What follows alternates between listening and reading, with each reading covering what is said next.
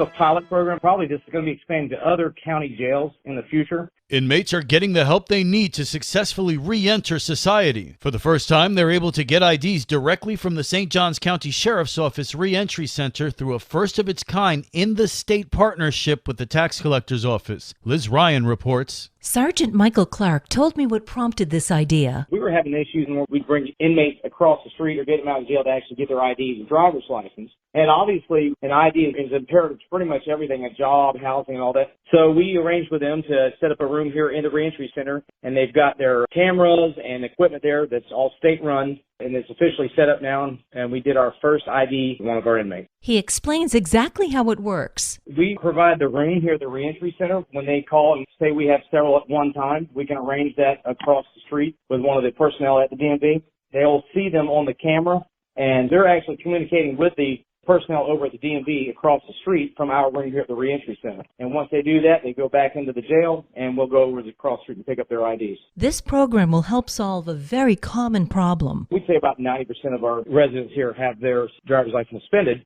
So we just get them an ID, put it in their property, and so when we do applications for jobs and employments, they have that information in front of them. Lieutenant Melton of the St. Johns County Sheriff's Department says this is just one step in a multi-part program. I don't want an inmate to reoffend because they get so frustrated with trying to get an ID and they can't get a job or they can't arrange housing. So this is all part of our ongoing initiative to identify and break down these barriers that inmates face when they have to reenter the community. And hopefully it helps them have a more successful transition back into our community because they're coming back whether we like it or not. So this is just our part of how we can be a part of the solution and not part of the problem. For St. Augustine's Local Morning News, I'm Liz Ryan.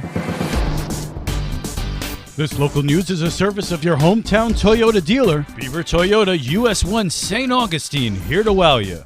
John was always exceptional because John thinks outside the box. But City Manager John Regan is retiring come June, and that will leave the city with a gaping hole in its staff. Former St. Augustine City Commissioner John Valdez says the commission has a tough job ahead of them replacing Regan, admitting a city manager deals with lots of issues. St. Augustine is a unique environment. We have so many unique situations that most cities don't deal with, including 6 million visitors a year. And we also deal with flooding. We're dealing with all kinds of issues. We got homelessness. We got a city that's dissected by federal and state highways. During public comment at a recent meeting, he told the commission he believes they should hire Regan's replacement from within. We've got some excellent candidates for this job in this city. And we have 2 superb candidates that are willing to serve. And we would not be lost with either one of them by any means. And it's important. We bring someone from the outside. There's going to be a learning curve that's going to be considerable. And during that period of time, this city government will lose momentum. And I, being a private sector person who has businesses in the city, who depends on the city being efficient and not losing focus, am very concerned about that happening. So we need a smooth transition. We need consistency. We need a few ripples. And we need the continuation of the policies and the direction we have in place to address things like affordable housing. Even though the job isn't officially open yet, he's already naming potential candidates. Reuben Franklin, David Burcham, they both bring different things to the table, but what they bring to the table is excellent. And I have my bias, but then again, it's only a temporary one because I see them both eventually being city managers. With St. Augustine's Local Morning News, I'm Amy Sherry.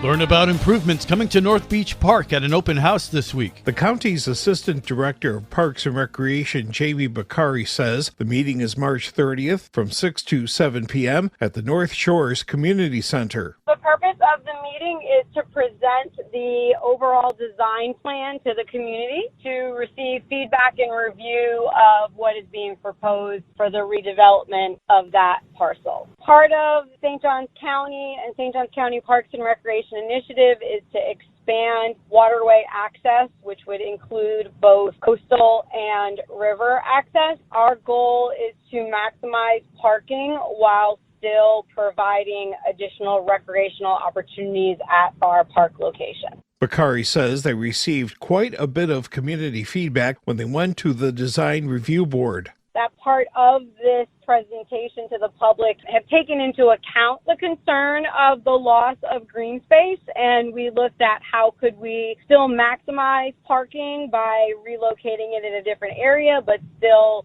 keep and maintain the open area and some of the beautiful old oak trees that are windy and twisty from the wind and the ocean in that area as well. For St. Augustine's Local Morning News, I'm Rich Petchke. And now you're up to date with St. Augustine's Local Morning News. I'm Rich Carroll.